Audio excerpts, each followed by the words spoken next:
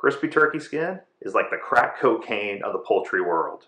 It's amazing, can't stop eating it, and it's just deadly. I'll eat it till I get sick to my stomach. I used to get in trouble as a kid for standing by the cutting board and picking out skin as my dad broke down the turkey. Something I still love and something I look forward to every Thanksgiving. When you're sous videing your turkey, there's really 3 methods you can use to end up in crispy skin. The one is to just leave the skin on. This is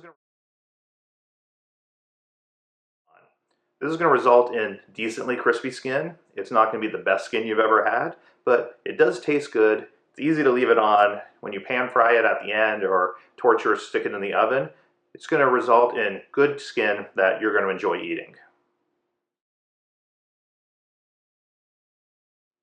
Every year, my love of crispy skin wars with my general laziness around Thanksgiving. And in general, I leave the skin on, so it's good enough for me, and I have enough to do on Thanksgiving without worrying about crisping it up using one of the other techniques. But if you want some really unique skin, there's 2 other methods that you can use to ensure that it's super crisp. Both of these methods involve removing the skin before you sous vide it. So take it off before you vacuum seal it and before you put it in the water bath. The first method to crisp it up is to treat it like bacon. Cut it into manageable pieces, add a little olive oil to the pan, and then put the skin in for medium heat and saute it till the fat renders out and it gets nice and crispy. This results in really good crispy skin, and it's a really good way to crisp up small amounts of skin.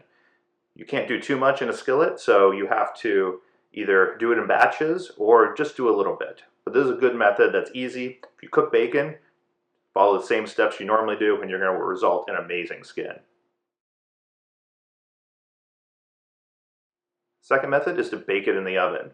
This results in anything from good crispy skin all the way to this super crispy, almost cracker-like skin that has everything rendered out of it.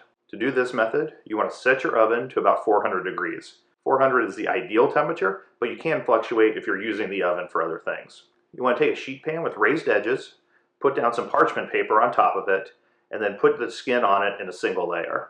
I generally cut the skin into more manageable pieces, but some people like to do it whole depending on the presentation.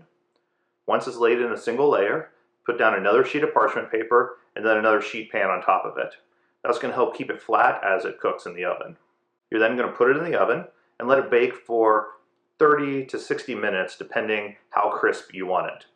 40 to 45 is generally the sweet spot, but you can check it as it's cooking, and then you can pull it out when it reaches the level of crispness that you're looking for. Any of these 3 methods work really good, and I think you'll be happy with the skin in any of them. But if you really want that crispy skin, using one of those 2 options where you remove it before sous videing it will leave you really happy and satisfied with what you end up with.